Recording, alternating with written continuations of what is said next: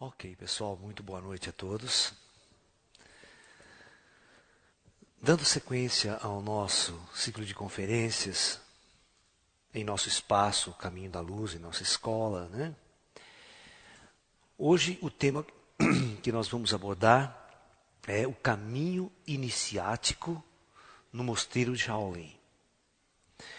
Nós vamos tentar entender qual o papel fundamental dos monges Shaolin da velha China.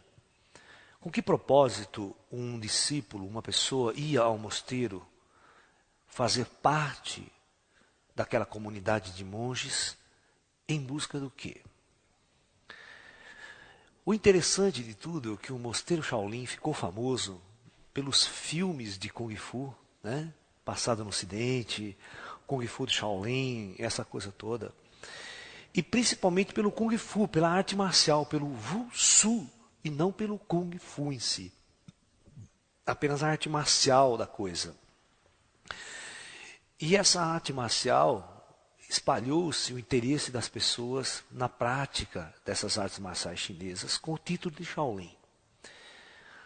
No entanto, as academias que proliferaram por todo o mundo levaram a parte mais pobre de Shaolin, a parte mais grotesca, vamos assim dizer, no sentido da interpretação do processo.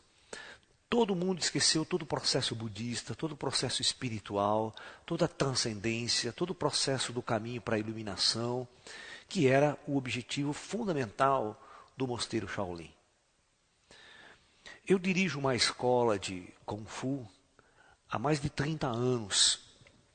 Nossa escola aqui, onde nós estamos dando essa palestra aqui hoje, é uma escola de Kung Fu com o espírito Shaolin clássico, com o espírito do mosteiro, onde o nosso objetivo é levar as pessoas a um estado espiritual elevado. Nossa escola não é uma escola para treinar as pessoas a participar de competições, torneios de Kung Fu, ganhar medalhas, valorizar o ego, a competitividade, todas essas coisas que são um modelo clássico da cultura capitalista ocidental. O capitalismo da competição, do poder, da sobrepujança sobre o outro, né? Então, na verdade, o nosso intuito é falar hoje nessa palestra o que era, na verdade, o verdadeiro mosteiro Shaolin. Para vocês poderem fazer uma comparação, quando vocês vão numa academia que tem o título de Shaolin lá em cima, né, vocês vão ver como tudo está distorcido. Como não existe nada de Shaolin nessas escolas. Só existe uma pancadaria, uma briga, uma disputa de valores do ego, quem quer ser melhor, e o verdadeiro espírito Shaolin está morto. O verdadeiro princípio do mosteiro Shaolin está morto, né, enterrado pelo capitalismo e pelo interesse desses capitalistas do mundo ocidental. Virou um esporte. O Kung Fu nunca foi um esporte. Shaolin nunca foi um mosteiro para treinar esportistas. Tá? Então, fundamentalmente, essas concessões que alguns professores de Kung Fu andaram fazendo, distorcendo profundamente o Kung Fu, esquecendo-se que para falar a palavra Shaolin, você teria que estudar budismo, estudar taoísmo, estudar com profundidade tudo aquilo que os monges realmente ensinavam. Um caminho de vida, um caminho de iluminação, né? Então, essa crítica tem que ficar bem clara na cabeça das pessoas. Tudo que vocês assistem no cinema de Kung Fu, nada tem a ver com o velho mosteiro. Um dos únicos seriados de Kung Fu, que é um seriado clássico, estrelado pelo David Carradine, né? David Carradine, na década de 60, na década de 80, quer dizer, né? Final de 70, começo, né, foi por 74, 75, mais ou menos, essa época que veio esse seriado do Kung Fu para o Brasil. Foi um dos melhores, que retratava o espírito zen, o espírito esotérico da vida de um monge. Mas o resto dos filmes, Bruce Lee e todas essas coisas que invadiram o cinema, hoje, Jet Li, Jet não sei o quê, é tudo uma grande bobagem, que nada tem a ver com o verdadeiro espírito esotérico e místico e transcendental do mosteiro Shaolin. Tá? Então é isso que eu quero mostrar para vocês, deixar muito bem claro hoje, porque eu sou uma pessoa extremamente espiritualizada, e como uma pessoa espiritualizada, o Kung Fu foi uma ferramenta muito importante na minha vida. Foi a minha formação espiritual dentro do caminho espiritual. Estudando budismo, estudando taoísmo, estudando toda a medicina oriental, aprendendo através da disciplina, do treinamento. E o fato de eu ser um médium desde a infância, essa minha mediunidade me colocou em contato com espíritos orientais. E muitos desses espíritos que nós chamamos os nossos mestres espirituais, é a nossa ponte, foi e ainda é a nossa ponte para aprendermos o que realmente se passava em Shaolin. Muitos desses espíritos que nos aconselham são pessoas que viveram em Shaolin. Então eles sabem exatamente tudo o que se desenvolvia lá. Porque o mosteiro Shaolin era uma sociedade secreta. Ele era um mosteiro fechado e ninguém sabia o que se fazia lá. Não tem livros, não tem texto, não tem nada que, após que se explicasse o que acontecia dentro do mosteiro. Era uma sociedade budista totalmente secreta. Só mesmo quem vivia lá uma vida poderia saber realmente o que acontecia. Né? Então nós estamos recebendo toda essa informação, todo esse conteúdo esotérico dos treinamentos em Shaolin, do processo em Shaolin, pelos espíritos que nos orientam a nossa casa já há mais de 30 anos. Né? Então esse processo nosso é um processo, através da mediunidade, nós estamos trazendo informações importantes e tentando esclarecer a juventude, o público de hoje que gosta de artes marciais, a tomar consciência do que realmente é o caminho de Shaolin, o caminho iniciático do mosteiro de Shaolin. Tá? Então vamos conversar sobre isso hoje. O mosteiro de Shaolin, ele inicia as suas atividades por volta, né, do século VI, né, do século VI depois de Cristo, DC. Ok? O templo mais famoso localiza-se, né, na província de Hunan, próximo a Pequim, no norte da China. Né? Então ele fica nas províncias de Hunan, às vezes escreve Hunan, perto de Pequim, que fica ao norte da China. Então esse é conhecido como Mosteiro do Norte. Mais tarde, esse é o principal, mais tarde eles inauguram um mosteiro no sul da China, né, nas províncias de Canton, em Canton, no sul da China. Tá? Houve outros, com o passar do tempo, houve mais ou menos uns 4, 5 mosteiros filiais de Shaolin, mas pequenos, que acabaram fechando com o tempo, não vingaram, e esses dois aqui ficou muito mais tempo, né, funcionando na China. E o centro mesmo maior começou com o norte. E aquele seriado que vocês veem do Kung Fu é na província do norte da China, que às vezes é filmado. Algumas cenas. Né? O Mosteiro do Sul praticamente nem existe mais hoje. Existem só ruínas do Mosteiro do Sul. O norte da China, né, o Mosteiro do Norte, ele tem uma arquitetura mais ou menos assim retangular, né, onde a entrada, o portal de entrada é aqui, e você vai ter muitos prédios aqui dentro, ele é todo cercado, todo murado. Tá? Tem muitas coisas aqui, ele é muito grande. No entanto, hoje em dia, por causa do comunismo chinês, quando o comunismo se instalou na China, né, 1947, 49, a Revolução Cultural Chinesa, todo tipo de religiosidade foi banida da China. Vide quando a China invadiu o Tibete, né, que destruiu mais de 6.000 mosteiros. Mas destruiu incendiando mesmo, acabando, eliminando todo traço de religião. Né, porque a religião no comunismo é considerado o ópio do povo, o marxismo comunista. Então, o regime comunista chinês baniu todo tipo de religiosidade, todo tipo que não fosse a pregação materialista comunista. Isso foi uma carnificina, isso foi uma destruição cultural, espiritual, religiosa, sem precedentes na história. Veja que o Dalai Lama, o grande líder espiritual do Tibete, não pode, né, voltar para o Tibete, está exilado no norte da Índia até hoje. Então vocês não têm noção o que a Revolução Cultural Chinesa fez com o mosteiro de Shaolin. Ela fez a mesma coisa, ela detonou, destruiu o mosteiro. Tá? E não era permitido mais nenhum tipo de liberdade religiosa na China. Então esse mosteiro começou a ficar às ruínas, totalmente às ruínas, sem ninguém. Aí na década de 85 para 90, explodiu essa ideia do Kung Fu na China, nos filmes, o seriado, aquela coisa toda. E todo mundo, o mundo começou a se voltar para a China e querer saber a informação do Shaolin, sabe? Então o governo chinês não tinha como falar, olha, não tem mais Shaolin, está tudo destruído, nós não conservamos isso, tá, sabe?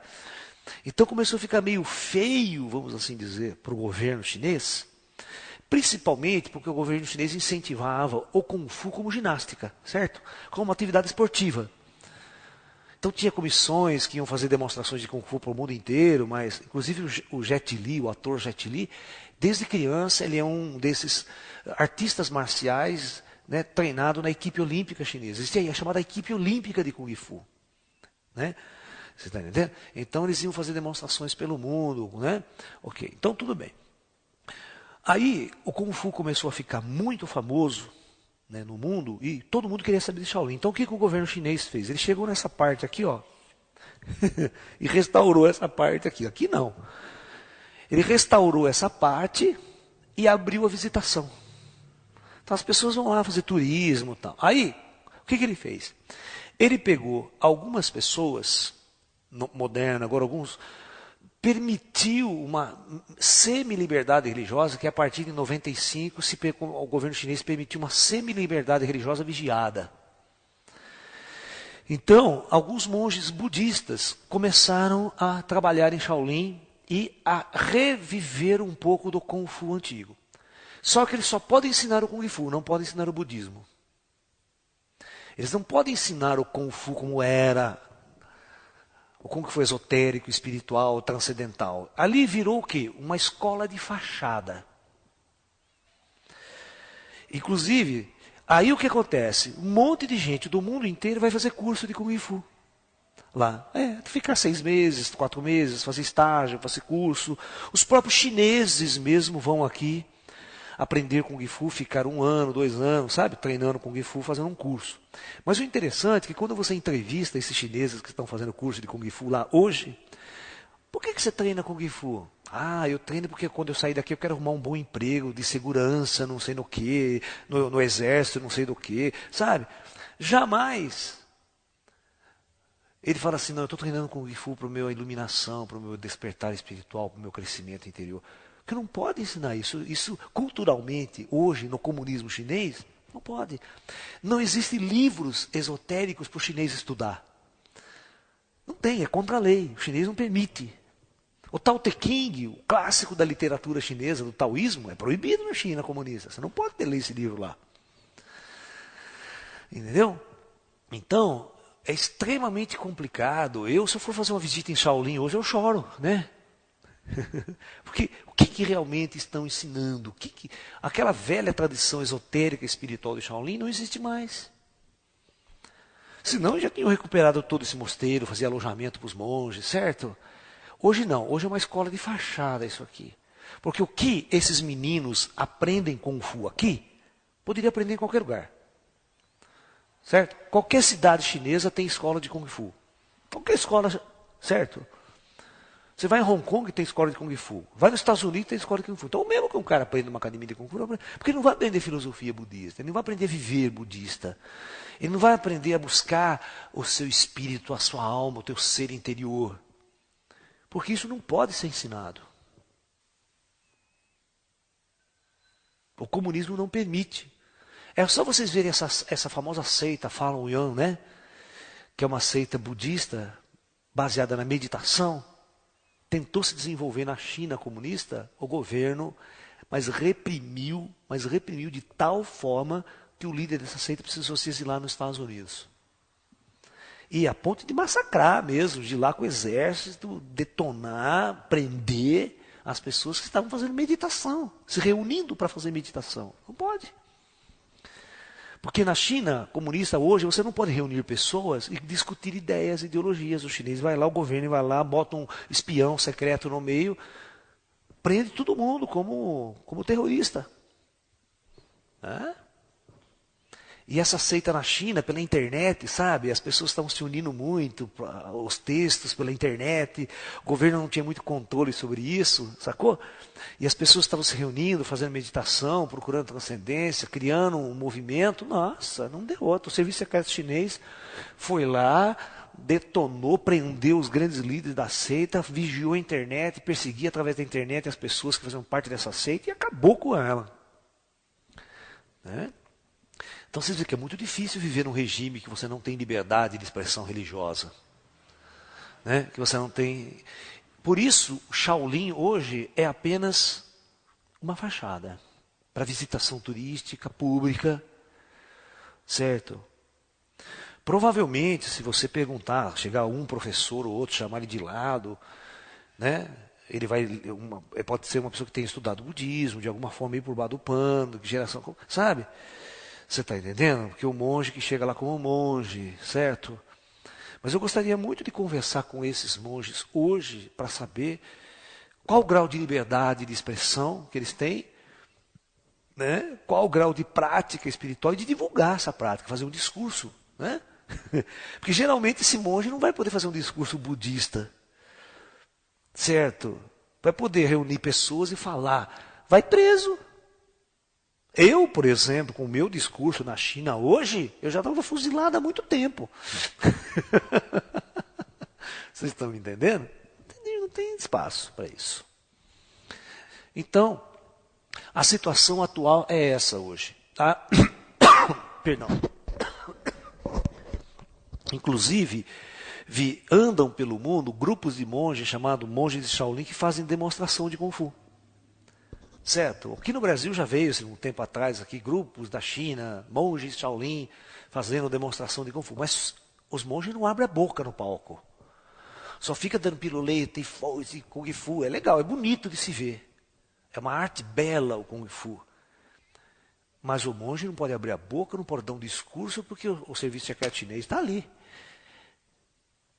Não pode falar absolutamente nada o que era Shaolin, o que se fazia Shaolin, o esoterismo, a filosofia budista. Complicado, né? Muito bem. Então, é isso. E isso foi uma das grandes dificuldades nos dias de hoje de nós termos mestres de Kung Fu verdadeiro, Shaolin. Mestres de Kung Fu com verdadeira formação esotérica, com verdadeira formação espiritual, para divulgar esse lado espiritual do mundo.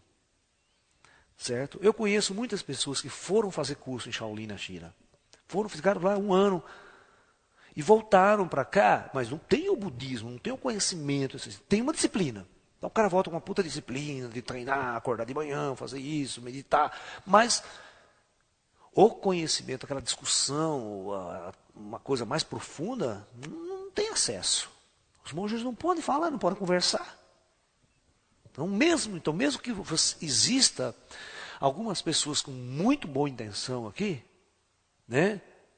Mas ele é totalmente limitado, vetado pelo próprio regime político que se existe hoje na China.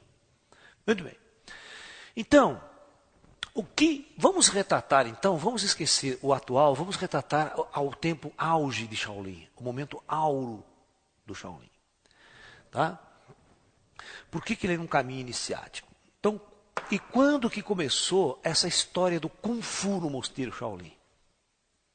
Ok? Muito bem. Então, conta a história, né? Que por volta do ano 600 e alguma coisa, esse período do século VI, o mosteiro de Shaolin já tinha sido fundado, ok? E exatamente em função da expansão do budismo chinês, do budismo indiano para a China. No processo de expansão do budismo, ele influenciou toda a Ásia, a gente sabe disso, né, que o budismo ele expande da Índia. Né, você vê que ele chega na China 1000 anos depois, praticamente, da morte do Buda. É muito tempo depois, certo? Né, que o Buda viveu no século VI antes de Cristo. Tá? Então, praticamente quase 1000 anos depois, ele migra para a China e o mosteiro do norte de Shaolin é fundado. Ok? Nesta época da fundação do mosteiro, né, passa 100, 50, 100 anos, não havia Kung Fu no mosteiro. Os monges simplesmente pegavam uma raiz, né, uma raiz das práticas budistas, né, da Índia e de outras escolas da Ásia que já estavam sendo, né, recebendo o budismo também.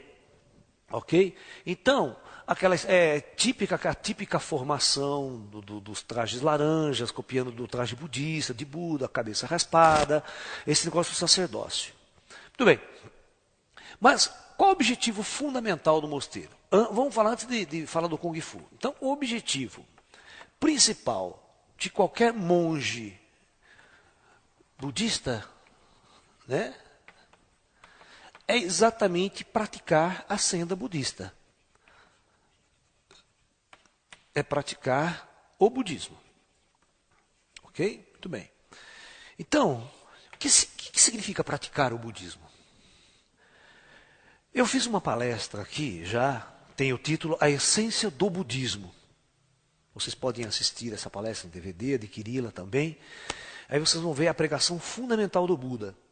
Então o Buda pregava, em resumo, 4 nobres verdades. As 4 nobres verdades, né? A primeira verdade era que o sofrimento existe, o sofrimento é uma realidade inerente a todo ser humano encarnado.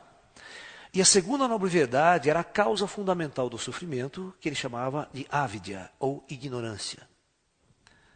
E a terceira nobre verdade que Buda pregava era que o sofrimento pode ter um fim se você eliminar a ignorância, a causa do sofrimento. E para que isso seja feito, era a quarta nobre verdade. A quarta nobre verdade é o chamado caminho óctuplo. Eram as 8 práticas budistas, conselhos de Buda, para você atingir o nirvana, atingir a iluminação, ou seja, para você eliminar a ignorância. Então, a prática do budismo das 4 nobres verdades, né? E, na quarta nobre verdade, a prática do caminho óctuplo. Ok? Que eu discuto profundamente também na famosa palestra lá minha chamada 7 Chaves para a Iluminação, que é exatamente a senda budista do caminho óctuplo. Muito bem. Então, o objetivo principal de um monge em Shaolin era o quê? Atingir, né, o nirvana, né? Ou a iluminação.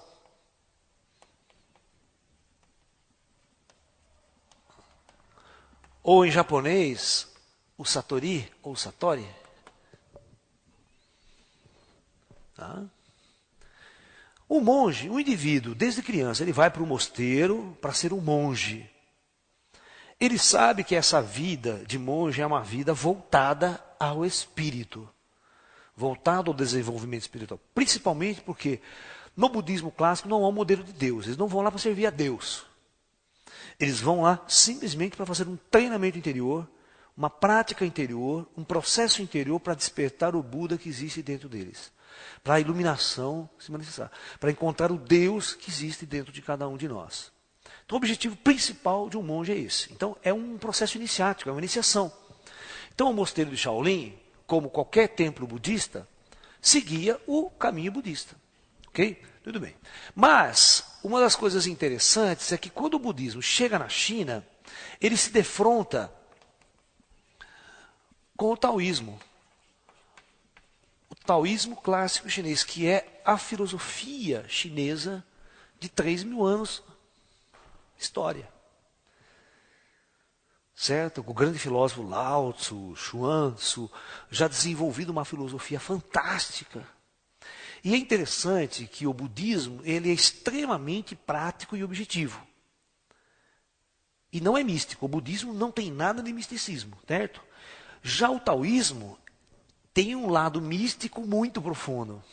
Um lado espiritual, transcendente, esotérico, profundo.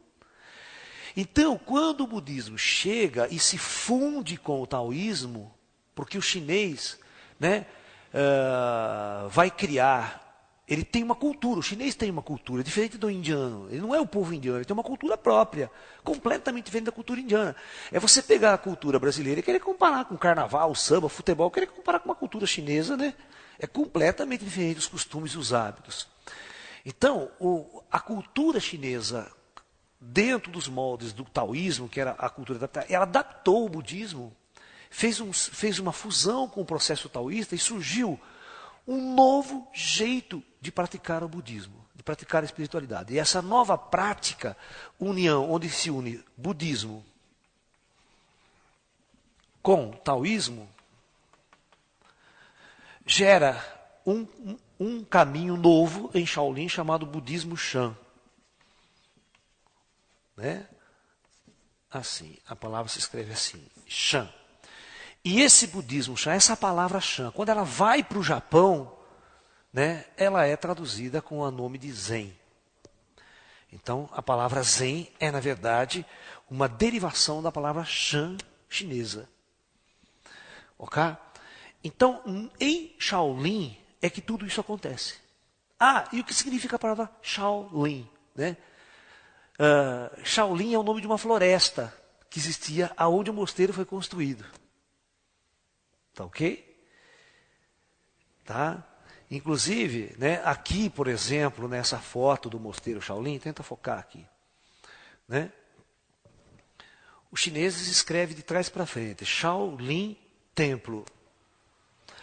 Esta, por exemplo, Shao e Lin. Lin, esse aqui geralmente eles escrevem assim, né? Ó. Você está entendendo? Essa coisa aqui, isso aqui significa árvore. Quando você tem mais de um, floresta. Né? Então, são mais ou menos os termos aí como o chinês escreve, né, a palavra Shaolin. Né? Então era uma floresta, uma região no norte da China, uma floresta muito grande, e Shaolin, bem isolado, longe das cidades, dos centros urbanos, foi construído ali. Né? Na época, aquela região foi doada pelo imperador e tudo mais, para os monges montar um mosteiro ali. Ok?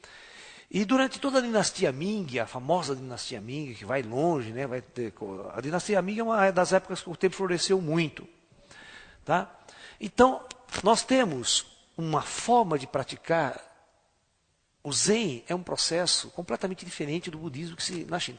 O conteúdo é o mesmo, mas culturalmente é aí que vai ser introduzida as artes marciais.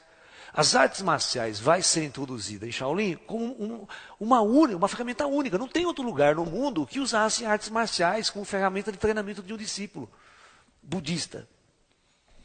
E por que isso acontece? Então vamos ver por que as artes marciais foi introduzida como ferramenta. E depois eu vou falar o que significa a palavra Kung Fu. A palavra Kung Fu não significa artes marciais. Deve ter outro significado. E em Shaolin, a palavra Kung Fu ela é bem empregada. Mas nas academias que existem por aí, ela é proibida de ser utilizada. A palavra Kung Fu é errada. Você tem que usar Wushu. Olha, você vai praticar Wushu na academia, não Kung Fu. Tem nada a ver. Tá? Então vamos lá. Portanto, se você tem um filho, quer colocar o filho numa academia, e você é uma pessoa esotérica, espiritualista, quer que seu filho siga um caminho esotérico, espiritualista na prática, dificilmente você vai encontrar. É um alerta que eu já estou dando para vocês. Você não vai encontrar um professor com formação esotérica, espiritual, para ensinar teu filho. Vai ser muito difícil. Muito difícil. Você pode encontrar até bons professores, bem intencionados, sabe? Pessoas legais, mas não têm o conhecimento. Ou nunca se interessou em buscar esse conhecimento. Estudar profundamente esse outro lado. Né? Muito bem. Porque os professores não incentivam esse estudo, essa prática, essa busca. Ok? Muito bem. Então, historicamente, quando o Kung Fu foi montado, os monges viviam nas práticas, meio parecido com a Índia, aquela coisa toda, orando, rezando sutras, que são as práticas budistas, eles ficam rezando, fazendo meditação, hora de trabalhar, eles trabalham. Então o que aconteceu? Aconteceu uma situação muito interessante. Um grande patriarca budista, indiano, veio fazer uma visita ao mosteiro Shaolin. Esse indivíduo se chamava Bodhidharma. Presta bem atenção, chamava Bodhi, né? Dharma. Você vai ver por que esse cara é considerado o pai do Zen, o fundador do Zen, né? Do método Shan no mosteiro de Shaolin.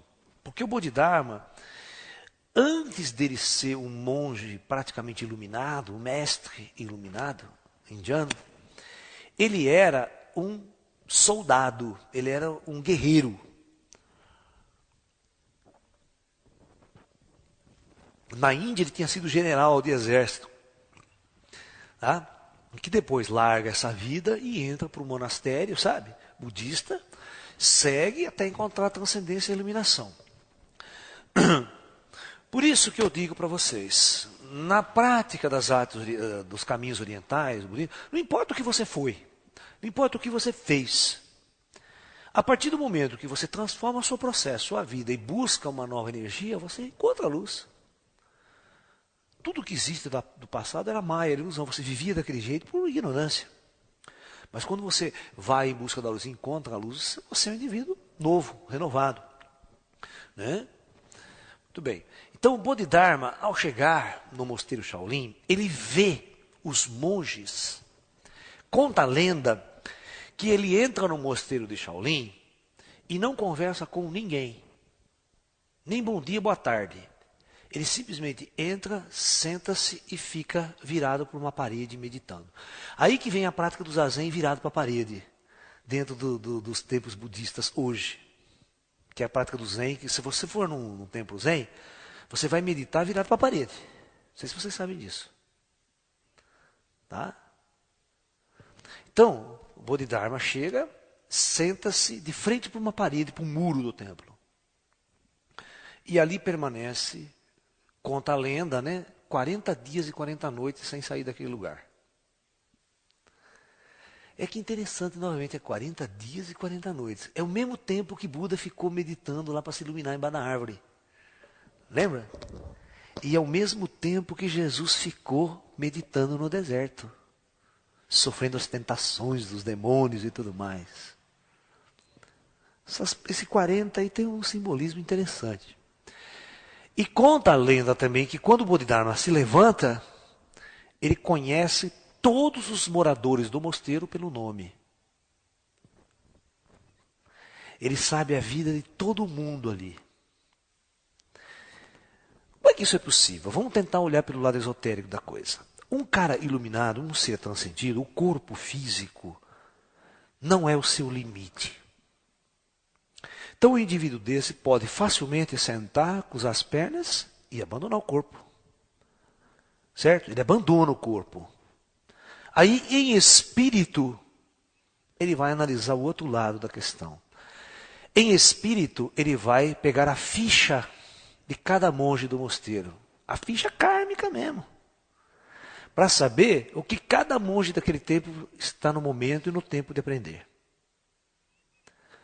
Porque Shaolin, os templos de luz, os templos secretos, sempre tiveram duas administrações.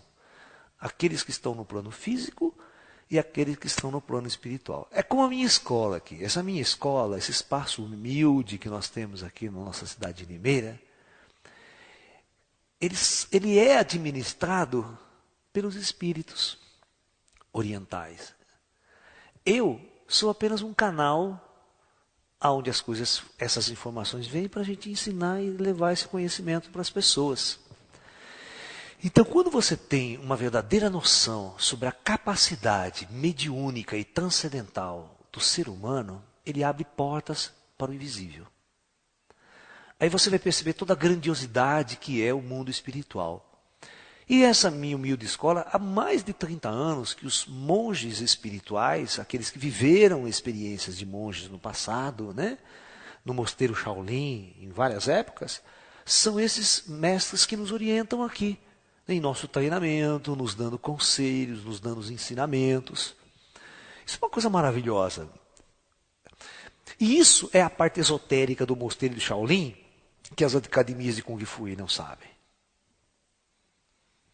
As academias de Kung Fu que estão por aí não têm a mínima noção desse nível, desse estágio do conhecimento de um monge Shaolin. E nós vamos falar, né, por que o monge Shaolin marcava a marca do tigre do dragão no braço. Qual que é o significado? Por quê? Né? Então, Bodhidharma, ao acordar, ao se levantar, ele conhecia o mosteiro por completo. Então ele percebeu uma coisa muito intrigante para ele. Que os monges eram tão gordos, flácidos, quando iam fazer meditação dormiam.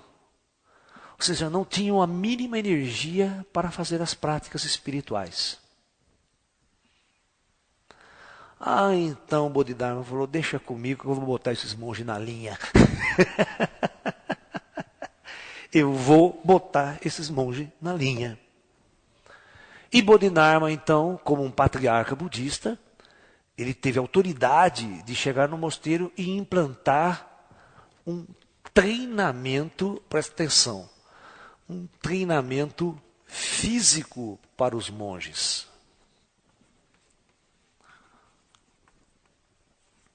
E como ele era um guerreiro, de tradição guerreira, ele começou a ensinar passos de artes marciais para os monges. Vocês estão entendendo? Ele começou a ensinar uns exercícios de ginástica de guerreiros, que ele trouxe da Índia. Então aí começa a tradição de se ensinar artes marciais para os monges com o intuito de criar uma base sólida para as práticas espirituais. Bodhidharma era um gênio, mas a disciplina Shaolin, a disciplina budista, que é muito exigente, começou a partir do momento que as gerações começam a se passar, depois dessas primeiras técnicas ensinadas por Bodhidharma e a exigência de se fazer esses exercícios físicos de guerreiro, como parte integrante do treinamento do mosteiro, começou a se tornar tradição em Shaolin. Aí os novos monges que vinham praticando muito isso, começavam eles próprios a desenvolver técnicas muito sofisticadas.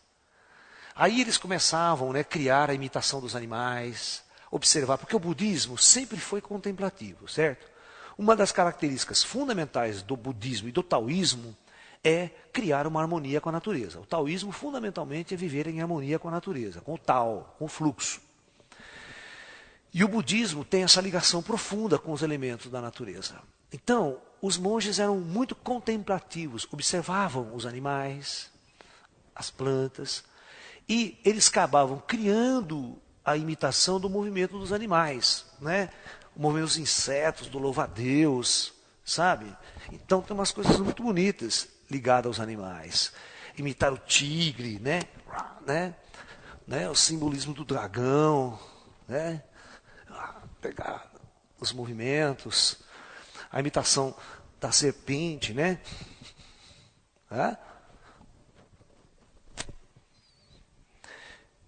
E os animais eram imitando, assim, está entendendo? A garça, né? Um pé só, imitando a garça. Então os monges criavam esses exercícios.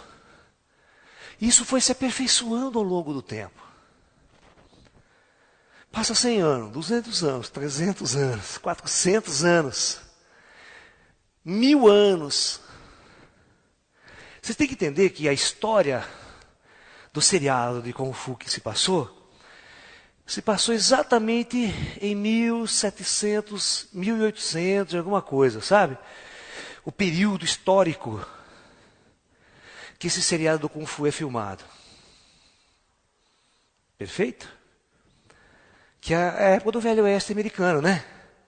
Mas quanto tempo depois dessa época? Praticamente, né? 1200 anos depois. Então você imagine quanta tradição esse mosteiro não acumulou em termos de ensinamento, de aprendizado das artes marciais do Kung Fu, de uma vivência holística, esotérica. Então o que aconteceu? Os monges foram criando cada vez mais movimento sofisticado, técnicas sofisticadas de treinar Kung Fu.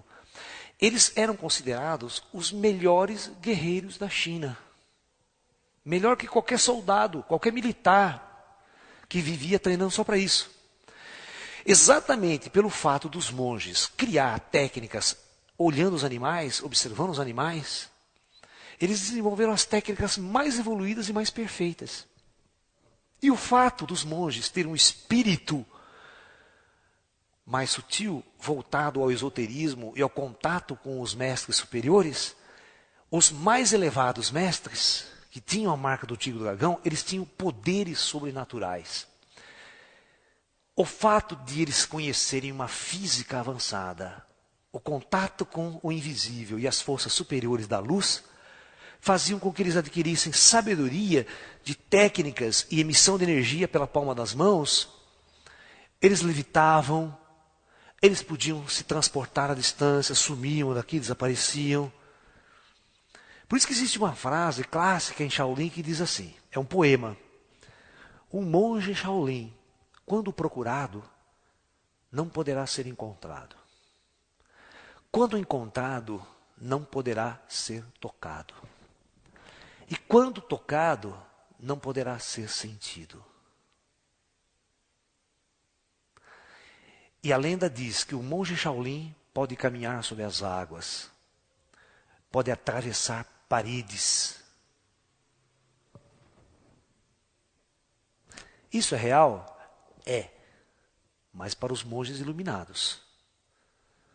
Se eu perguntar para você o que Jesus podia fazer, não tem a lenda que Jesus também não caminhava sobre as águas? Jesus não poderia desaparecer aqui, sumir. Os monges tinham a capacidade, se você trancasse ele em 4 paredes, você ia lá amanhã, não tinha mais ninguém, tinha sumido. Por isso que vem a lenda dele atravessar paredes. Porque ele se materializava, como um teleporte. Né? Por que o monge, quando procurado, não poderia ser encontrado? Mas um monge iluminado. Imagine um monge que seja vidente, perfeitamente em contato com o plano espiritual, com os espíritos, seus protetores. Se alguém o perseguisse, viesse persegui-lo, os espíritos davam alerta uma semana antes. Os espíritos chegavam e falavam, olha, tem uns caras assim que vão vir atrás de você, viu? Eles vão vir, você foge para cá. Nunca esse monge era encontrado. Nunca. Porque ele tinha uma proteção espiritual que o alertava. E a força espiritual superior era tão grande que, quando necessário, o monge desaparecia na frente de todo mundo. Vocês viram esses filmes que parece que eles faziam aquela cena que parece que os lutadores voam, saltam para cima de uma árvore, para cima de uma casa? De onde vem essa lenda? Que hoje os caras fazem tudo amarrando fio, né? Uma dessas filmagens até babaca, né? Mas na antiguidade, presta atenção, o monge tinha a capacidade de levitar. O que significa levitar? Levitar significa eliminar todo o peso do seu corpo. É uma técnica sofisticada que só iluminados sabem fazer isso. Né? Não é uma técnica que você vai ver em demonstração na TV Globo, em televisão. Os iluminados naquela época eram muito retraídos. Esse conhecimento jamais era passado para quem não tinha o treinamento. Por isso que era uma sociedade secreta. Era uma escola secreta, Shaolin, porque os níveis mais elevados de aprendizado era uma comunhão com forças muito elevadas. Sobrenaturais, vamos assim dizer. E eram sobrenaturais porque envolvia espírito, envolvia saída do corpo, vida após a morte, contato com gente que já morreu. Por isso que era uma relação sobrenatural. Era. E o poder dos monges se tornavam sobrenaturais. Aí imagina alguém que tem a capacidade, presta atenção, de eliminar totalmente a força da gravidade e seu peso. Você flutua. Imagine se você der um impulso com a perna. Você simplesmente é uma pena, você vai até, parece que está voando. Aí tem a lenda dos monges voadores. Porque praticamente ele saía e ia embora voando como se estivesse voando. Como nesse filme O Tigre e o Dragão, você não vê que parece muito aqueles negros, parece que está voando, andando sobre o lago, tem hora, né? Mas você vê que aqueles monges, aquelas pessoas, não têm sabedoria nenhuma para fazer isso, não tem esoterismo para isso, né? O filme é mal retratado. Porque o filme retrata uma parte marcial, mas não retrata a parte espiritual. Onde o cara conseguiu aquele poder? Como que ele desenvolveu aquele poder? Isso ninguém discute, né? Sabe por que ele não discute? Porque eles não sabem. O roteirista não sabe, e o cara que escreveu também não sabe. Porque se soubesse, estava milionário na vida, não precisava ficar fazendo filminho babaca, né? Entendeu? O problema é o poder. Aonde está a conexão lendária? Aí é que vem o que eu vou explicar agora do verdadeiro caminho iniciático em Shaolin. O que era um caminho iniciático em Shaolin? Então, que vocês tenham o lado histórico da coisa. O caminho iniciático em Shaolin é o seguinte. O caminho iniciático.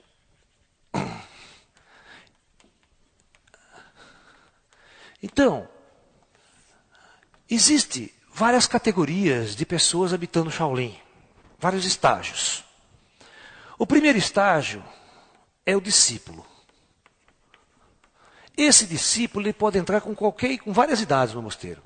Tem pessoas que entram com 7 anos de idade, crianças com 7, 8, 9 anos de idade, candidato a monge.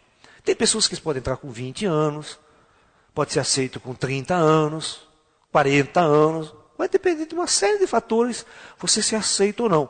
Porque no mosteiro tem uma cerimônia de aceitação. Todo ano em Shaolin, por exemplo, no ano certo, na lua certa, no dia certo, os monges abriam os portões para a chegada, para receber novos discípulos. Aí você pensaria, um monte de candidato, às vezes ia 1000 candidatos na porta do mosteiro. Entrava todo mundo? O monge fazia um pente fino ali, cara, que você não tinha noção. Era uma semana de treinamento de vestibular, por exemplo. Vamos falar assim. E neste vestibular, os monges iam cortando um monte. Não, você pode ir embora, pode ir embora, pode ir embora. E no final sobrava uma meia dúzia para acessar o mosteiro. Era um ritual extremamente rígido, o ritual da aceitação. Nessa palestra eu não vou ter muito tempo para falar sobre o ritual da aceitação, porque eu quero dar uma noção mais geral da coisa. Então, quando você for aceito no mosteiro, você é aceito, passava por todo o vestibular de aceitação, que é difícil. Tá? Não é só o fato de eu quero ir no mosteiro, eu vou lá me inscrever. Pago uma taxa, já sou aluno do mosteiro.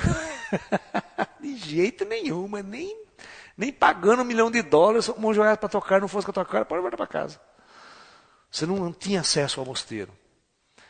Na verdade, me explicaram o seguinte, que só tinha acesso ao mosteiro quem karmicamente era autorizado. Ou seja, os espíritos ficavam com a lista na mão. Aquele entra, aquele não entra, esse passa, esse não passa, esse não passa. O resto você pode mandar embora.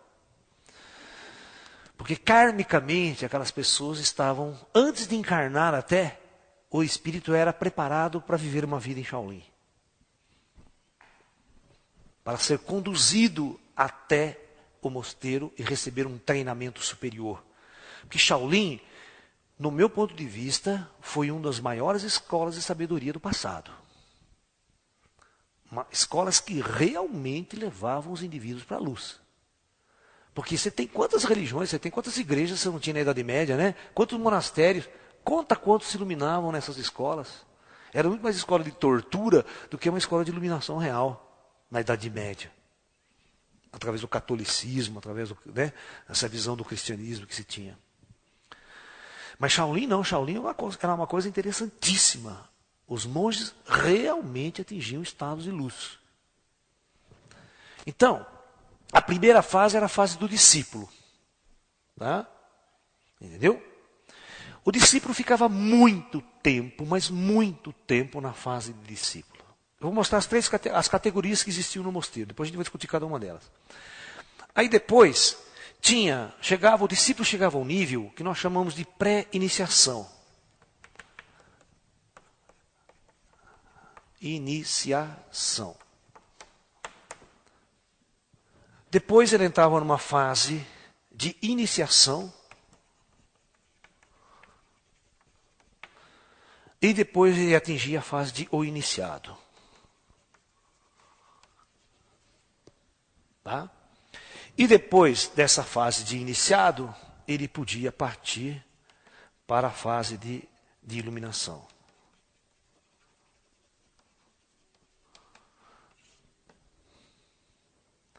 Tá? Cada pessoa demorava um tempo aqui. Os processos eram totalmente individuais. No entanto, presta atenção, os monges que dirigiam o mosteiro, os dirigentes do mosteiro, sempre eram essa classe aqui. Nunca, somente recebia as marcas do tigre e do dragão no braço, somente podiam marcar as marcas do tigre e do dragão no braço os monges que tivessem atingido a iniciação. Nem todos que tinham a marca do tigre e do dragão eram iluminados. Iluminados era um estágio maior, a mais. E geralmente, os mosteiros eram dirigidos, ou na falta de um iluminado, era dirigido por um iniciado, um monge mais velho. Mas geralmente o mosteiro era sempre dirigido por um iluminado, por um transcendido. Quem já acompanhou minhas palestras vai saber o que é um ser iluminado, né? Um ser búdico, um Buda, um Cristo, um avatar. Só que, às vezes, esses iluminados, esses Budas, eles não tinham missão de ir lá na cidade pregar e ficar famoso no mundo inteiro. A missão dele era uma missão de treinar pessoas ali no mosteiro e não sair dali. Por isso que a gente fala que teve milhares de iluminados ao longo da história, milhares de Budas e de seres crísticos, mas nem todos eles tiveram uma missão pública de vir ao mundo, pregar a luz e se tornar base fundamental de religiões. Tá? Então, esses treinamentos na China, no mosteiro, eram divididos em câmaras. Em câmaras. Câmara 1, câmara 2, câmara 3, tem um filme chamado Câmara 36 de Shaolin, essas coisas todas aí, mas é tudo meio babaca o filme, certo? Porque realmente não se toca na parte superior, fica muito na parte marcial, na parte física da coisa. Aí que é o grande erro. E agora nós vamos falar sobre essas questões. Então vamos dizer como é que é o caminho iniciático no mosteiro Shaolin, como o indivíduo chegava à iniciação, como ele chegava à iluminação lá. Então, na fase como discípulo, ele tinha que aprender a humildade. Ele tinha várias câmaras aí, câmara 1, 2, 3. Ele tinha que aprender humildade, aprender a varrer o templo. Podia ficar 10 anos ali. Ficava aprendendo a ler e escrever, ler os sutras budistas, estudar os sutras taoístas. Estudar mesmo, como qualquer estudante.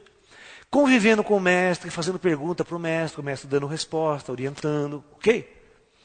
E aqui é óbvio que além dessa parte de estudos e vivência com o mestre, tinha a prática de Wushu. A prática do Wushu, que é a prática de artes marciais. Né? Que no mosteiro, por que no mosteiro era chamado de Kung Fu?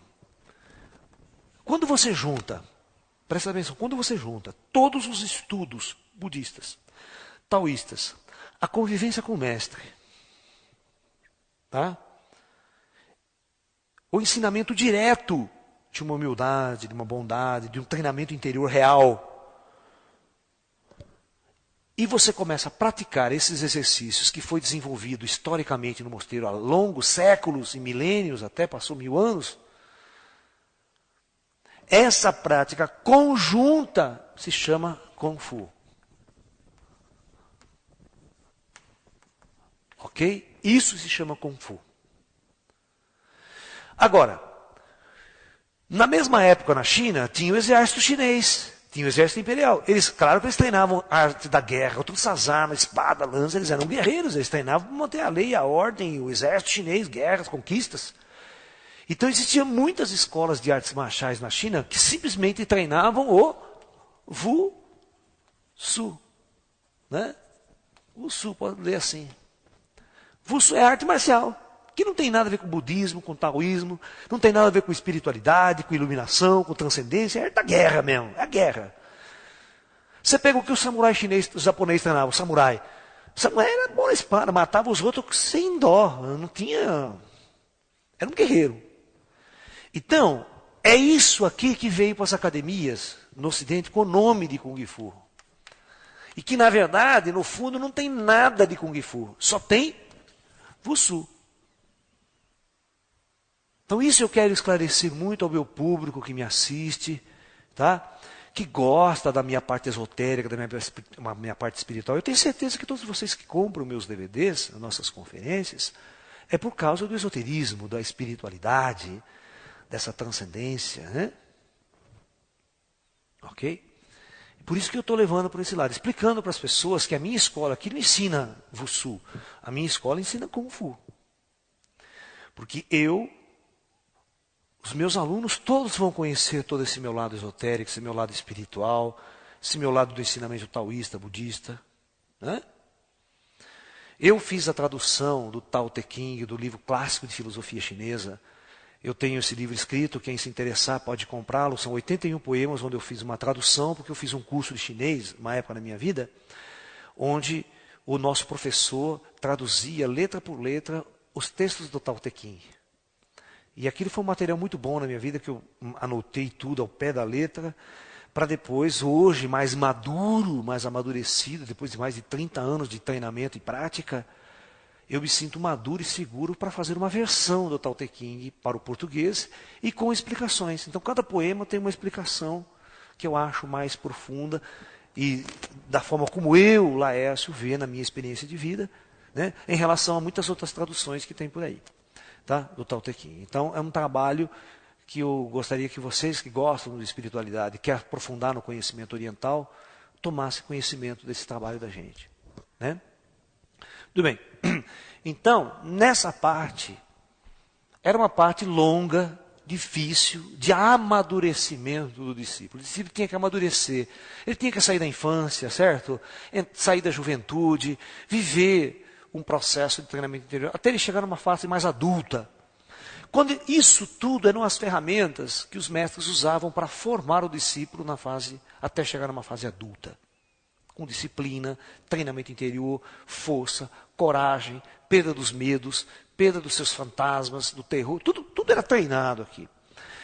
Quando ele chegava na fase, o mestre falava assim, agora você vai mudar de câmera, você vai passar a mudar de estágio, o mestre começava a dar noções de espiritualidade. Espiritualidade. Então, nessa câmara, ele ia perceber que é possível falar com os mortos, que é possível, né, interagir com outras dimensões. Ele ia estudar toda a sua parte esotérica, seus chakras, seus meridianos de acupuntura. Ele podia começar a estudar a medicina chinesa, né? Ele começava a aprender o lado mais oculto, vamos assim dizer, da vida. Aqui ele podia aprender medicina também nessa fase, aí aprendia. Mas aqui ele aprendendo a parte mais oculta da coisa, mesmo no assunto, na conversa.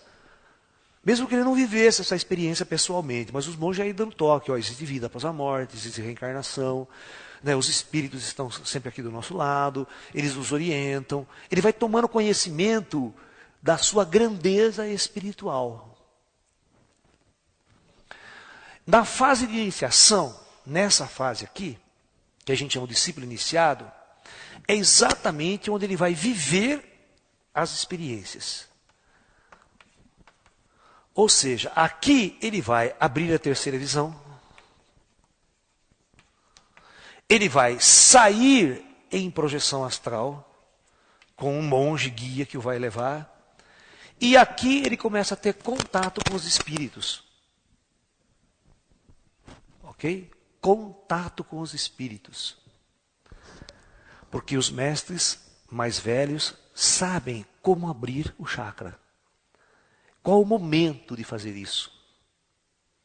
Em harmonia com as forças espirituais superiores, que estão tudo ali olhando do outro lado a hora certa que o discípulo deverá fazer essa passagem, a abertura. Muito bem.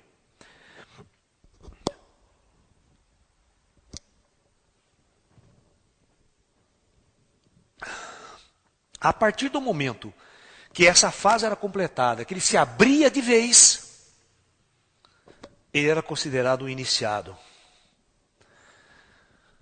Nesse momento, ele marcava o tigre do dragão.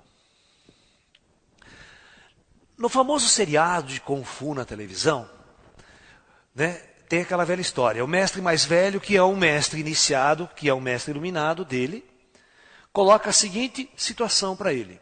Olha, quando você conseguir tirar essa pedra da minha mão, você vai estar pronto. Era um dos testes. Segundo teste. Quando você conseguir caminhar pelo papel de arroz sem deixar nenhuma marca, você também vai estar pronto. Mas andar sobre o papel de arroz sem deixar nenhuma marca é o mesmo que você fazer o seguinte. Você chegar na praia, pegar aquela areia fininha, fofinha que tem na praia, alisar ela com uma... e tentar andar naquela areia sem deixar uma marca. Você vai falar, mas isso é impossível. Não é impossível para quem... Para quem o quê? Para quem levita. Tá ok? Então, não, se o monge iluminado não anda sobre as águas, não anda sobre as águas, da mesma maneira, com o mesmo poder de levitação, o monge tem que ter para poder caminhar sobre o papel de arroz sem deixar nenhuma marca. Então veja que em certos momentos na história do mosteiro, os mestres sabiam que isso era possível. Que era possível você levitar, você caminhar num trajeto praticamente flutuando, sem tocar no chão. Então você não deixa marca nenhuma, você é um espírito praticamente. E você domina o seu corpo. Mas eu pergunto, com quem que você aprende essas técnicas? Quem que te ensina essas técnicas? As técnicas realmente superiores, que é a câmara superior. Quem ensina são os espíritos. Ó, até aqui, os monges físicos é que são seus professores. Por isso que na iniciação, na fase de iniciado ou iniciado, significa que nenhum professor terreno mais vai ensinar. Acabou o seu treinamento com o mundo terreno. Agora todo o ensinamento vem do plano espiritual. Você abriu suas portas, você dialoga direto com os monges, você sai fora do corpo para o que quer. A partir desse momento, você é considerado iniciado, mas não iluminado. Porque você está começando a aprender o que tem do outro lado, né? Concorda comigo? O fato de você abrir a visão agora, falar com os espíritos, você começou uma fase do treinamento seu. Você não tem noção, 1 milhão de perguntas vai aparecer para você fazer para os espíritos.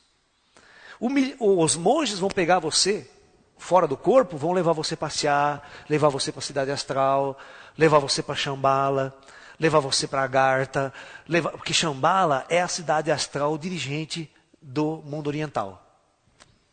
É como o nosso lar aqui para o Brasil. Então, este homem, esse espírito iniciado, ele vai começar a aprender tudo do mundo espiritual, das suas encarnações passadas, vai começar a recobrar a encarnação passada. Então, toda essa fase de rememorização aqui em vida, nós chamamos de iniciado. Ele está vivendo esse treinamento. E quando os mestres acreditam que ele tem essa formação, que ele criou um amadurecimento nesse ponto, ele é chamado de iluminado. Ele passa pela fase da luz. Entendeu? Então, vocês estão me entendendo, gente? Qual era a formação de um monge Shaolin, aonde ele queria chegar em todas essas fases? O Kung Fu, a parte guerreira, marcial, ela é uma raiz do processo, é uma parte do treinamento, mas não é o objetivo.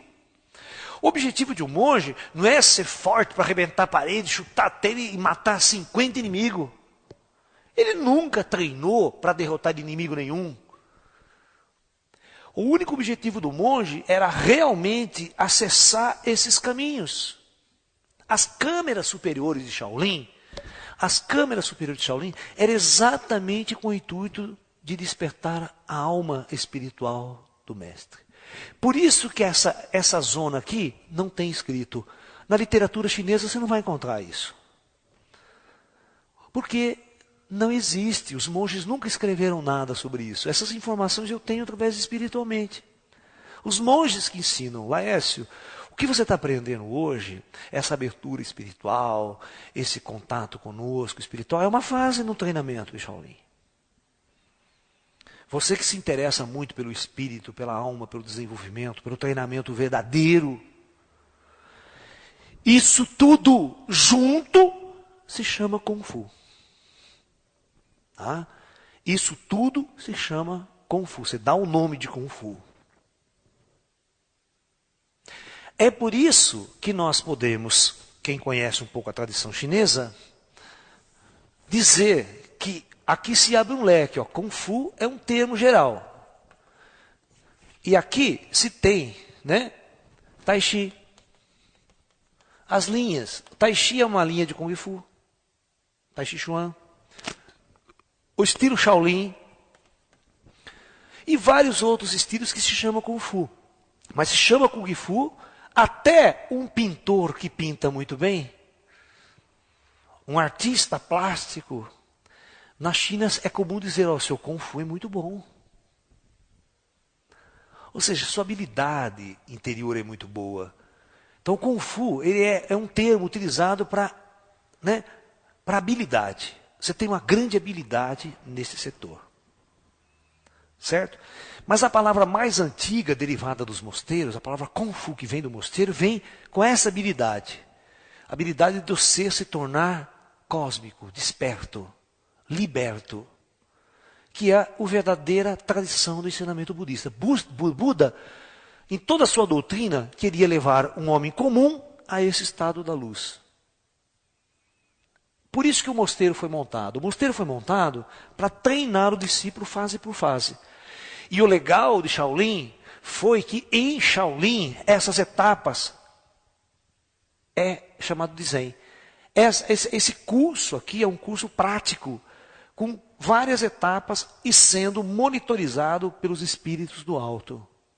E dirigido sempre por mestres na luz. Porque a fundação de Shaolin foi feita por mestres iluminados. Que a intenção de criar Shaolin, por exemplo, vamos supor que eu sou um monge que me iluminei. Me iluminei na floresta, na busca solitária. Aí o plano espiritual, os espíritos que vêm falar assim, olha, vamos criar na Terra uma escola. Só um minuto. Vamos criar na Terra uma escola para levar as pessoas a esse estado de transcendência. E os espíritos ajudam. Então o primeiro monge a criar o projeto de uma escola de sabedoria, era para isso. Então o monge iluminado cria toda uma lei, uma ordem disciplinar, para treinar os discípulos, para realmente levá-los à luz. Não é você entrar numa religião onde o pastor é mais cego que você. Entendeu? Onde o pastor está mais nas trevas do que qualquer um. Ele somente lê um livro lá, decorou o livro e acha que está com Deus e sabe de tudo. A ponto de querer ensinar você um monte de coisa. Aí, né, é como Jesus diz, né? Quando um cego guia outro cego, ambos caem no abismo. Né? Você está me entendendo? Então aqui não, aqui você tinha um treinamento e uma construção didática extremamente organizada por seres da luz. Os seres que estavam realmente vivendo uma experiência da luz. Por isso que o mosteiro de Shaolin foi uma escola que realmente levava indivíduos à iluminação. Porque tinha método, tinha capacidade de treinar e tinha professores realmente iluminados para orientar os discípulos. Ok?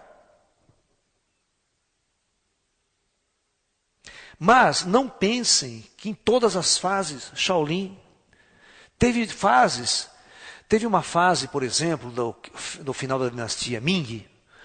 A dinastia Ming ela se encerra por volta de 1650, mais ou menos por aí, com uma grande guerra com a Manchúria, com os manchus que vêm do norte, com o imperador Qing. Aí ele destitui a dinastia Ming e implanta a dinastia Qing. Ok?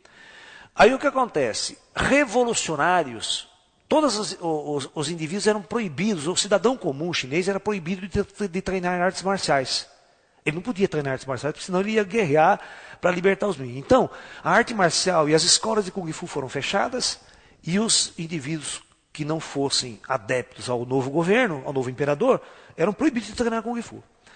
Então, conta a história que os rebeldes Ming, eles procuravam um jeito de treinar artes marciais para combater a revolução, para fazer uma contra-revolução, tentar derrubar o imperador Xing, para novamente restituir a dinastia Ming. Era uma guerra revolucionária, uma guerra mesmo, civil ali.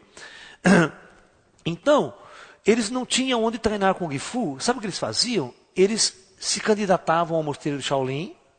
Eles faziam isso. Eles se candidatavam a monge. Tá? E aí iam treinar. Passava 3, 4 anos em Shaolin aprendendo o básico. Porque 4 anos de treinamento de Kung Fu, você aprende o básico. Que a gente considera. Mas o Kung Fu de Shaolin era tão bom naquela época, e a disciplina, os caras treinavam para valer mesmo. 4 anos, sabe o que eles faziam? Eles pulavam o muro do mosteiro e iam embora. Ele ia embora, o que ele fazia? Ele voltava para a vila onde eles partiam, pegava os alunos lá, treinava ele Kung Fu rapidamente e iam guerrear.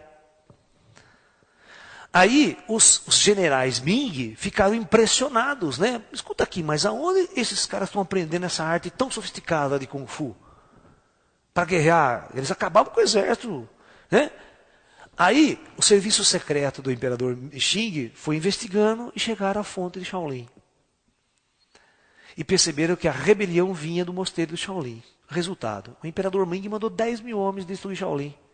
Mandou um exército e realmente, nesta época, o mosteiro de Shaolin foi totalmente queimado, destruído e a maior parte dos monges e habitantes mortos. Numa guerra considerada histórica, diz que os monges resistiram mais de 2 semanas numa batalha sanguinária ao extremo, né? E ao fim disso, alguns monges fugiram, conseguiram escapar, e que perpetuou a tradição depois numa outra fase, mas a maior parte morreram e foi trucidado. E o templo de Shaolin ficou anos e anos e anos destruído e queimado. Aí depois de 70, 80 anos após essa fase, o imperador Xing não destruiu. A dinastia Xing vem até a Revolução Cultural Chinesa. Aqui, com a implementação do comunismo. A dinastia Xing vem até essa época aqui. Nunca mais volta a dinastia Ming. Aí o mosteiro é aceito, a prática espiritual volta, eles fazem um acordo com o imperador Xing, e o mosteiro renasce de novo. E vem até essa fase, que a gente conhece, que termina, né, com uma história interessante. Inclusive, quando está o domínio inglês na China, não sei se você já ouviu falar, conhece a história da China. No começo do século passado, 1900 e pouco, 1800 e pouco, 1900 e pouco, em todo esse século, os ingleses dominavam a China, certo? O comércio inglês, o interesse no curso de ópio, tal, o mercado chinês. Da mesma forma que ele dominou a Índia, né? Os ingleses dominavam a Índia, ele dominou certa parte da China em termos de comércio, grande dinheiro e tudo mais. Até em Pequim ele tinha um controle muito grande, os ingleses, nas decisões do imperador chinês. Tá? Resultado, houve uma revolução chamada Revolução dos Boxers, dos lutadores, dos treinadores de Kung Fu, para tentar desinstituir o governo inglês, aquele governo pró-inglês, aquela situação de comércio, de dominação dos ingleses ali. E foi uma guerra violenta, que no fim das contas, o exército inglês acabou matando milhares de pessoas. Você está entendendo? Foi uma carnificina muito grande e os chineses não ganharam a guerra. Mas com o tempo, os ingleses foram saindo. Tiveram que afastar-se da China. Mas você vê que Hong Kong é possessão inglesa até quando, né? É desde aquela época. Né? E aí quando acontece a Revolução Cultural Comunista Chinesa, e mesmo aí não há nenhuma conexão, os chineses dominam a China com a Revolução, bane todo tipo de religião, destrói os mosteiros e acaba definitivamente a história de Shaolin. Tá? Então, é difícil a gente saber, historicamente, por ser uma sociedade secreta, em que período isto funcionava perfeitamente. E em que período isso apagou? Porque se em certos períodos você perde os mestres iluminados e não repõe, o mosteiro cai de qualidade. Ele cai um pouco, fica uns 100 anos até chegar um monge iluminado, encarnar, atingir a iluminação, para poder orientar com mais luz. Sabe? O mosteiro teve muitas fases interessantes que a gente pode analisar, mas isso aí só é possível via mediúnica. Quando os caras que viveram lá falam, nessa época aconteceu isso, nessa época aconteceu isso, e nessa época aconteceu isso. Tal monge, tal mestre era iluminado, esse mestre também era iluminado, e nessa fase era assim. Eu conheço histórias fantásticas contadas pelos monges de tudo que se passava lá. Tá? Os monges, naquela época, conheciam as estrelas, viajavam pelas estrelas, conheciam outros mundos, conheciam outras civilizações, ETs, se você quiser. Porque eles abandonavam seus corpos, iam fazer viagens a outros mundos, outros planetas, eles tinham um conhecimento fantástico do universo. Tá? Não era simplesmente um conhecimento de sair lutando e dando pontapé nos outros. Tá? O bom praticante de Kung Fu sabe a importância que tem a arte marcial no processo. Até onde ela vai? Até onde ela pode conduzir você? A arte marcial é apenas uma fase do treinamento. Importante na disciplina, no desenvolvimento da coragem, da força interior. Mas ela não serve para trazer você para esses estágios superiores. Aqui é outra prática, é outro processo. Entendeu? Por isso, tomem cuidado quando você usar o nome Shaolin. Shaolin é uma grande tradição esotérica. É uma grande sociedade secreta. Não use o nome Shaolin em vão. Se você não pratica e não conhece essas coisas, não use o nome Shaolin. Use Wushu.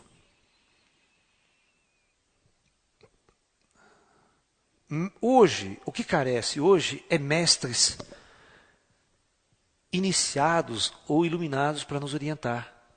Não temos. Nós temos que abrir as portas através da mediunidade para ir buscar a verdadeiro mestre, a verdadeira sabedoria. Se você for na China, você não vai achar, né? Você vai na China hoje, só tem comum e tudo. Você vai preso se você querer falar essas coisas lá. Né? Vai em Taiwan, Taiwan até tem uma abertura maior. Taiwan, você pode encontrar algumas práticas esotéricas, tem um grau de liberdade maior. Né? Existem em Taiwan algumas práticas taoístas com médiums, certo? Com sensitivos. Mas eu vejo, por exemplo, que no Tibete e no Brasil a coisa é muito mais avançada do que na China. Centro espírita, tem contato com os espíritos no Brasil, em cada esquina nem tem um. Por isso que eu estou falando para você que o meu trabalho, um dos meus trabalhos, é conectar espiritualmente com os monges de Shaolin. Para aprender o que eles eram, o que eles ensinavam e como eles ensinavam. Mas só que é um trabalho iniciático também. Você está pensando que esse monge ele dá contato para mim e amanhã eu já estou sabendo tudo? Não, ele vai treinar você do mesmo jeitinho, fase por fase, etapa por etapa, até você estar maduro o suficiente para eles entregar certos conhecimentos, certas portas, certas chaves.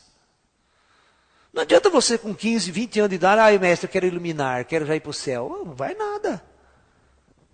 Vai ralar primeiro, vai aprender o ABC, vai aprender o início, o princípio das coisas, a sua personalidade. Você tem que desenvolver o seu ego, matar seu ego. A hora que o mestre achar que você está maduro, você ganha as chaves que abrem certas câmaras. Lá era assim. Enquanto você não tivesse maduro e pronto, você não ia para outra câmara. Não tinha. Tinha pessoas no mosteiro que às vezes tinha 60 anos de idade e não tinha as marcas do tigre e do dragão no braço. Vocês estão me entendendo? Tem uma série de situações diferenciadas. Cada um era cada um. Tá ok? Então, o que nós queremos chegar com tudo isso? Nós estamos querendo chegar a tudo isso e mostrar para vocês que o caminho iniciático era uma das coisas maravilhosas que existia no passado. Agora eu pergunto, por que não existe agora? Por que hoje nós não podemos ter acesso a escolas de sabedoria que realmente nos conduzam a essa transcendência, a essa iluminação? Isso é um dos trabalhos que eu mais tento desenvolver na minha vida. Com esse humilde conhecimento que eu tenho, né, eu tento criar uma escola, eu tento reunir pessoas para que possamos captar, trazer esse conhecimento dos grandes mestres da luz, do mundo espiritual, do mundo invisível, e treinarmos, criarmos uma forma de treinamento nesse processo. Os mestres, há bastante tempo que eu tenho um projeto de ir para o campo, construir um treinamento, tipo de um mosteiro moderno, vai dizer, não Shaolin, isso é muita pretensão, mas construir uma escola esotérica moderna ligada à natureza nas montanhas, aqui do sul de Minas. E quando eu peço orientação para esses mestres, eles falam assim, quando você estiver maduro e pronto, você receberá isso. E eu continuo o meu treinamento, né? E nós temos planos para acreditar que nesse momento nós já estamos começando a implantar essa nova escola do terceiro milênio, essa nova era no treinamento interior, onde nós vamos pegar todo um conhecimento da ciência, da tecnologia, né? Vamos pegar a física quântica, a astronomia, tudo que a gente conhece sobre o universo, né? Todas as facilidades do mundo da tecnologia, da informática, e vamos reunir todo esse conhecimento esotérico antigo, as práticas de Kung Fu, as práticas de Tai Chi, as práticas de Yoga. Nós vamos treinar, nós vamos praticar e construir uma escola moderna do futuro com raízes num passado tradicional. Esse é um dos meus objetivos maiores, de deixar para essa humanidade pelo menos a semente de algo assim, baseado num processo do passado, nas grandes escolas iniciáticas do passado e acreditar que nós podemos nos iluminar e transcender ainda em vida. Tá? E criarmos a porta do terceiro milênio, o portal do terceiro milênio da nova era, né?